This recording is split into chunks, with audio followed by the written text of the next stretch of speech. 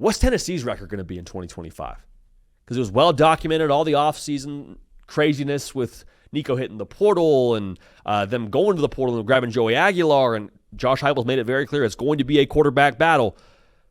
What's the record going to be, though? We'll talk about it right now. Let's start with the offensive side. It's hard to give you a super in-depth breakdown on the offense without knowing who your guy is at quarterback, but here's where I land. I just think that you have a head coach and a play caller in Heupel who just makes it work. He just makes it work. Last year, Tennessee won 4 games, scoring in the 20s. The entire time Josh Heupel had been at Tennessee, going into last season, they had won 1 game, scoring less than 30. What does that tell you? Josh Heupel, with who he has at quarterback, what he has on that roster, what they have on defense, to be quite honest with you, he's going to find a way to play to his personnel and, again, just make it work. Now, the way this whole thing explodes is if Joey Aguilar finds his stride. I think he's going to be your guy for you. He starts balling. He's in rhythm with the offense. He's not having this massive learning curve, and they're able to play fast. And then your wide receivers, much like in 2022, someone pops up, maybe not a Jalen Hyatt caliber and wins the Blitnikoff, but like if a freshman receiver, Travis Smith, pops up or Chris Razzle plays to his potential, Tennessee at that point has the potential to, I think, have the exclamation mark to what their run game is going to be. Because how they line up, they're going to give you a light box more often than not because they give you such wide splits. So your defense has to honor that, so it creates advantages in the run game to get after you. So I think they'll be able to do that. But if you have guys that can then win their matchups on the perimeter, then Tennessee starts scoring, and you don't have to live in the world where you're winning games scoring less than 30. So there's that part of it to keep account for. Defensively, I think there's a dip for you, which isn't saying much. You were like a top 5 unit in America last year, and you lose some key pieces, but this is still a group that was recruited by this staff. There's still some good carryover from last year with over half the production back. I emphasize it's a group recruited by the staff because this is a year now in year 5 for Josh Heupel where I think you see what he's been building for some time. Like he gets there, and in 2022 they're abysmal defensively, but with how they've stockpiled recruiting classes, with how they've addressed needs via the portal, I think you can trust Josh Heupel to build a roster on the defensive side with Tim Banks. Like it's been a slow progression, but I think you can trust their selection process, their evaluation process. So even though there's some names you might not know on the defensive side, I think their depth is still there, and I think those guys that will step up will prove the positive steps they've been taking on that side of the football for some time now that kind of show the fruits of their labor. So to give you our prediction here for their schedule, I want to preface with this. There's a lot of teams you played last year that were wins that got better offensively.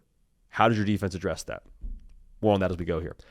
Syracuse, first game of the year, got to be a win, should be a win. I think it is a win. I think it's a tone-setter win. Play East Tennessee State. I think that's a win. Then you play Georgia. This is the game where I think you do have to ask a good amount of Joey Aguilar. I think you do have to ask them to go apply pressure to Georgia on offense and say, hey, Gunnar Stockton, go answer scores. This is a game that I think Georgia wins. All right, I think Georgia wins this football game. I think the talent for them on that side of the football offensively is going to be a little bit more true to what they've been historically with how they operate. I think they'll run the football better. So I think you drop that game to Georgia, but I think you beat UAB, and then you kind of get rolling here. Get a win over UAB, a win at Mississippi State, you get the bye. You avenge the loss last year over Arkansas. I think that one feels pretty good in Neyland. Then you go to Bama. Here's what I worry about in this spot for Tennessee. I think Alabama in 2025 will be able to win games in a more multiple style than they could a year ago. Because last year, what was it? If Jalen Milroe can't run the ball, we're cooked. We're living in neutral as an offense. Whether it's Ty Simpson, Austin Mack, Keelan Russell, I don't think that'll be Bama's story here in 25. So with that being said, I actually think that Bama's talent is going to be a touch more accessible, a touch more relevant in this spot than it was a year ago, and I think you actually lose that game at Bama. Get a win over Kentucky. This is one that's going to make y'all mad, so roll with me here. I like Oklahoma a lot. I like John Mateer a lot. I think if it comes down to a quarterback duel, I'll lean John Mateer. So I think you drop that game against Oklahoma, actually. And I know it's in Neyland. I understand all that. I understand it's going to be a game where you're probably talking about college football playoff and those implications. Listen, I'm trusting John Mateer. I'm trusting Brent Venables. I'm not distrusting Josh Heupel, but I think that in this spot, you see the quarterback advantage show up for Oklahoma. I think you drop that game. Have a bye, get a win over New Mexico State.